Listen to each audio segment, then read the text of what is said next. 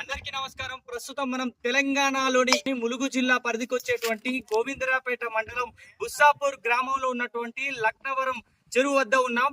నిన్న మొన్నటి నుంచి కురుస్తున్నటువంటి వర్షాలతోటి ఈ యొక్క లక్నవరం చెరువుకి జలకళ సంతరించుకుందనే చెప్పుకోవాలి. అలాగే మనం ముఖ్యంగా చెప్పుకోవాలంటే ఈ యొక్క లక్నవరంలో ఈ యొక్క రెండు భారీ అతిపెద్ద వంతెనలు నీటిపైన కనిపిస్తూ ఉంటాయి. అలాగే 3 ద్వీపాలకు అటాచ్మెంట్ అయి ఈ యొక్క వంతెనలను అయితే నిర్మాణం చేశారు. అదే విధంగా ఇక్కడ పర్యాటకంగా కూడా బోటింగ్ కావచ్చు. అదే విధంగా ఇక్కడ 22 కాటేజెస్ కూడా ఇక్కడ పర్యాటకులకు అందుబాటులో అయితే ఉంచారు. ఈ యొక్క లక్నవరం పూర్తిగా కూడా మన ములుగు అంటేనే పర్యాటకం కాబట్టి దట్టమైన అడవులు, పచ్చటి అడవి అందాలు, అదే విధంగా అటు యునెస్కో గుర్తింపు పొందినటువంటి రామప్ప దేవాలయం, అదే విధంగా ఏషియా ఖండంలోనే అతిపెద్ద గిరిజన జాతరగా చెప్పుకునేటువంటి సమ్మక్క సారలమ్మ జాతర, అంగపేట మండలంలో ఉన్నటువంటి అల్లూరు లక్ష్మీ నరసింహస్వామి దేవాలయం, ఇటున్నటువంటి బోగతా జలపాతం, తెలంగాణ నయాగరగా చెప్పుకునేటువంటి బోగతా జలపాతం, ఇలా అడవి అందాలతోటి అడుగడుగుల పర్యాటకమే ములుగు జిల్లాలో కనిపిస్తూ ఉంటుంది.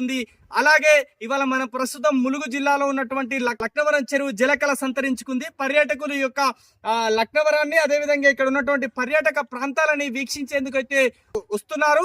ఇది ప్రస్తుతం ములుగు జిల్లా నుంచి. నమస్తే.